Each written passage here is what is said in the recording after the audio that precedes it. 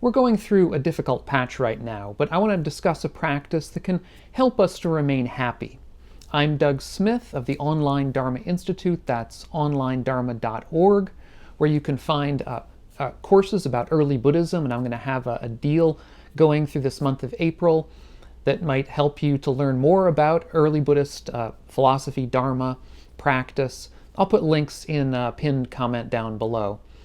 But for now, if you're new to this channel and interested in living a wiser and a kinder and a calmer life, consider subscribing to this channel and click the bell down below if you want to receive notifications when I come out with new videos.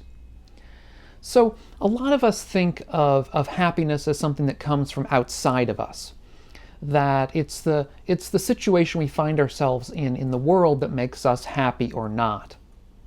So for example, acquiring certain kinds of things may make us happy, we feel. Perhaps having the right kind of job or the right kind of family or living in the right kind of place will make us happy. And while these certainly can be causes and conditions that can help or hinder in certain ways, in a more fundamental sense, happiness comes from within us. It comes from the way that we actually approach the world and approach our own lives. And indeed, if we think of happiness as something that comes from outside of us, from our situation, from our condition, then we may also think that in a time like this, when things are difficult, that it's impossible to be happy. But if we can reframe happiness as something that comes from within us, from our own practices, from the way that we see the world, then we may find that our scope for happiness increases, that we can find more situations in which to be happy. And so I'm going to suggest a practice that we can do, one of many, to increase this scope of happiness. And this is the practice of gratitude. Now, gratitude in early Buddhism, I'll discuss what the Buddha had to say about gratitude in a moment. But the word for gratitude in early Buddhism, which is the Pali language in which early Buddhist texts were composed, is katanyu, which means knowing what has been done. What that basically means is that by being grateful, we are knowing, we're keeping in mind what has been done for us in the past in order to make us better, to make our lives easier. The things that other people, that the world have provided to us in ways that make our lives better. And in an early text, the Buddha describes the bad person or the unskillful person as someone for whom ungratefulness and thanklessness is common. That is, that they don't know how to be grateful. They don't know how to thank other people for what they've done for them. Because he says that ungratefulness and thanklessness are entirely on the plane of the bad person. Basically, the bad person isn't able to recognize the good that the world has done for them or the good that other people do them. They perhaps take in mind this idea that all the good in the world comes from them personally, and that all that the world does is get in their way. On the other hand, the Buddha says that for the good person extols gratitude, extols thankfulness. That is to say, that they speak highly of it, that they cherish it, that they understand how important gratitude and thankfulness is in our lives. We might actually say that this is one of the ways in which good people generally tend to be happy, is they tend to be people who understand this kind of, the importance of gratefulness, of gratitude in their lives, and as a result foster it, and that will help them, I believe, with practices like these, will help them to be happier in the long term. But this is hard to find. It's hard to find people who really do this. The Buddha in another early sutta says, that monks, he says, these two kinds of persons are rare in the world. What two? One who takes the initiative, that is the initiative in helping others, and one who is grateful and thankful, in particular thankful for the help of others. So I'm going to suggest a practice today of fostering this kind of gratitude, of fostering this kind of thankfulness. Now, in the times in which we live right now, as I'm making this video and will be releasing it, it's difficult. We're living in a time of a pandemic, this coronavirus pandemic. But these practices are universal. That is to say, it may be somewhat easier for us to see acts of good in the world nowadays if we look around, if we spend time with it. But that's not to say that these kinds of acts of good don't happen all the time. Indeed, they do.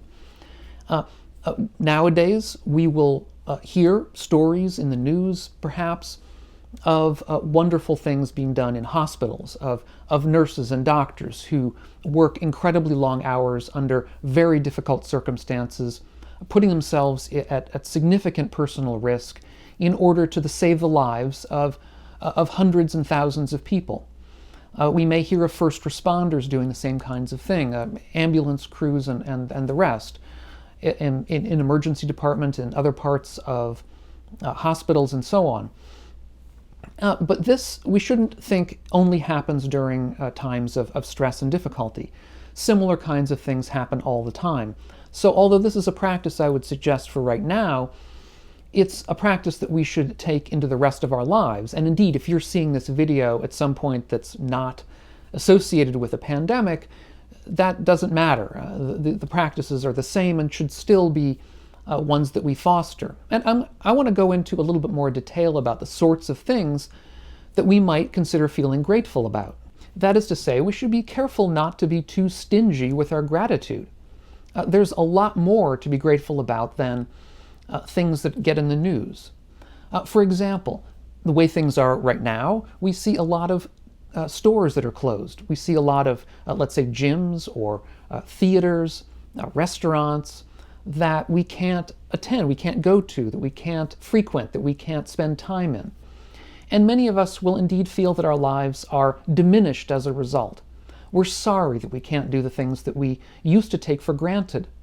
And perhaps this can give us some spur to gratitude for them having been available to us in the past, and indeed when they eventually do reopen, gratitude for them being open in the future.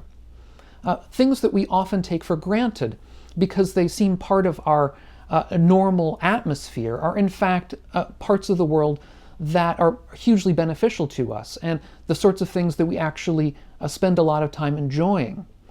And since we take them for granted, we don't often think of them as the sorts of things to be grateful for. But at times like these, I think, we understand why we should be grateful for them. And then, of course, there's friends and family, people that we love to be close to, that we love to spend time with. And now, of course, when we have to self-quarantine, when we have to stay apart from each other, perhaps that's another time, or I should say another thing we can reflect upon in this time, is how grateful we are to people like these, friends and family, close neighbors perhaps, grateful for their presence. And when we cannot connect with them, except perhaps over the internet right now, when we come back into contact with them again in the future at some later time, perhaps we can practice that kind of gratitude then as well. And indeed, if you are watching this video at such a time, remember to be grateful. Remember to spend some time every day being grateful for these small things that we often take for granted. But of course, not everything is closed and non-functioning right now even. We have in particular, one thing that comes to mind for me, the internet, that all of us, I think, are making use of. Certainly if you're watching this video, you are. Ways that we can communicate with other people. We can use Zoom, we can use FaceTime, we can use different kinds of apps that allow us to communicate in ways that we couldn't have dreamed of 50 years ago, or 40 years ago, or whatever, during the last pandemic in 1918 for sure. And YouTube videos like this one, YouTube platform. Now for me, I'm immensely grateful to all of you for watching my videos, for commenting on them, for subscribing to the channel.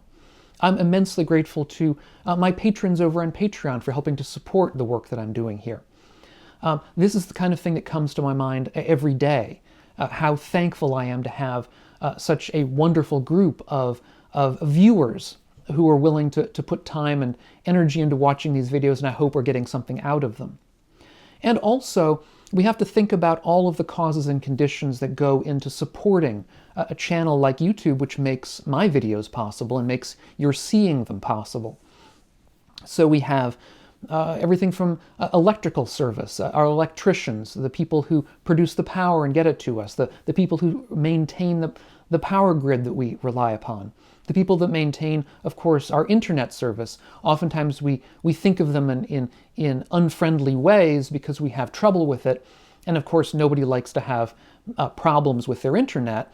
But at the same time, we have to balance our annoyance at temporary problems with the great benefit that they do us. And remember that and be grateful for it. And we also have to be grateful for, let's face it, our plumbers, the people who bring us our toilet paper, which so many of us seem to be hoarding nowadays so that I can't find any in the grocery store. These people who produce these things and who maintain them and maintain our plumbing and sanitary systems, these are people we don't ordinarily think about. We tend to pass over them. Or even, I hope not, but some of us may even diminish them as people. We think of them as having a difficult or unclean job, but the fact is that without them we would be lost, frankly. I mean, we wouldn't be able to live the lives that we live without the help of people who take out our garbage and deal with the sewer systems and so on. So there's so many people to be grateful for, including people making our food, people stocking our grocery stores and ringing up our purchases in our grocery stores. Oftentimes people at the point of purchase are putting themselves at some risk, and nowadays especially. But in any event, all of these are things that we can be grateful for among humans, and then we can be grateful for perhaps the broader environment in which we live. Grateful for the plants and the trees, the flowers in the springtime. Be grateful for the animals, the birds, and the bears, and all the creatures that we find in the forest that make our lives so interesting and worth living. So there's an enormous amount that we can think of outside of ourselves, that we rely upon in many ways. And this kind of reframing of the world in terms of things to be grateful for rather than things to be annoyed about can help us, especially in difficult times, to dispense with perhaps our ordinary sense of feeling sorry for ourselves, because we often do at times like these, and let's be honest, even in ordinary life, feel sorry for ourselves because of small setbacks that we may go through in fact, that all of us go through in our lives from time to time.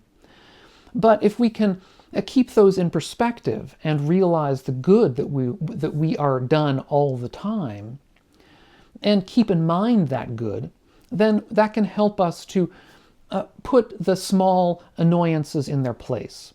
The Buddha said that one who is truly grateful and thankful for the help and aid that they receive is something difficult to find in the world. There are not many people who truly keep in mind how much good they have been done, and keep in mind, remember that, and know it in their heart, and are able to rely upon that knowledge to boost them in difficult times.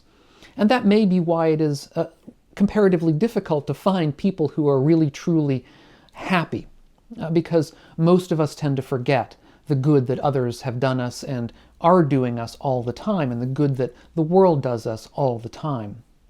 I have an earlier video, in fact, on Buddhism and happiness, which will go into some more detail about the ways that early Buddhist Dharma can help us to be happier, and gives us practices and philosophy and thinking about what it is to be really happy. I'll put a link to it up here on the screen. I would suggest checking it out. Thanks all of you so much for being here. Be well, be healthy, be happy, and I'll catch you on the next video.